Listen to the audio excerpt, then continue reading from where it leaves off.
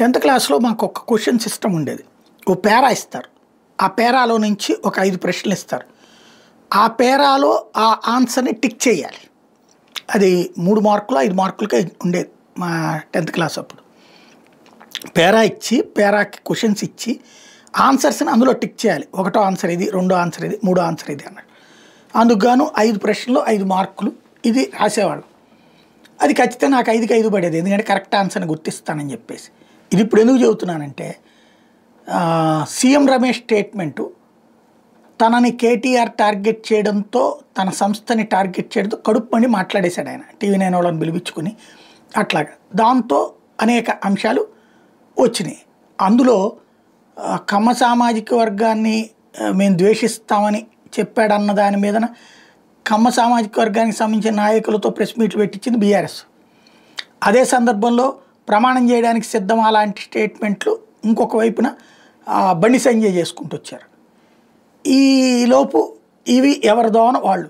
కానీ అసలు పాయింట్ ఏంటి ఇక్కడ అంటే, కవిత గ్రహించాల్సింది. కవిత తన అన్న మీద మహాకసిగా ఉంది, తను దుర్మార్గుడు అనుకుంటోంది, ఆస్తులు లాక్కుంటున్నాడు అంటే వాళ్ళ నాన్న ఆస్తి అతనికి కాకపోతే ఈఎంఐకి ఇస్తారా? వీళ్ళ మాంగారు ఆస్తి వీళ్ళకు ఈవిడ భర్తకు వచ్చినప్పుడు వాళ్ళ నాన్నగారు ఆస్తి వాళ్ళ కొడుక్కి వెళ్తాయి కదా.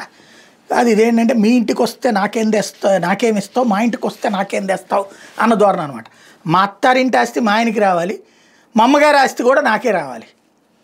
ఇది కరెక్టా కాదా అన్నటువంటిది రాబోయే రోజుల్లో చర్చ జరుగుతుంటుంది. అది పక్కన పెడితే పవర్లో వారసత్వం కూడా తండ్రికి వారసురాలుగా తనే ఉండాలని కోరుకుంటున్నటువంటిది చూసాం. అయితే ఈ అమ్మాయి కోసం పార్టీనే త్యాగం చేయడానికి సిద్ధపడ్డాడు కేటీఆర్ అన్నదే సీఎం రమేష్ మాటలో ఒక కీలకమైన పాయింట్. తను ఏం చెప్పాడు సీఎం రమేష్?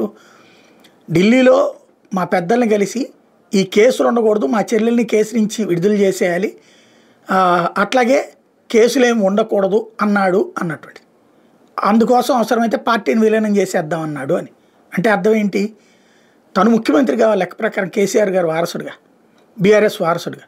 అట్లాంటి తన చెల్లి కోసం పార్టీని బీజేపీలో కలిపేసి ఏదో చిన్న పదవితో సరిపెట్టుకునేటటువంటి స్టేజికి వచ్చాడు అంటే చెల్లి కోసం త్యాగం చేసినట్ట, చెల్లిని దెబ్బతీయాలని కుట్ర పడినట్ట?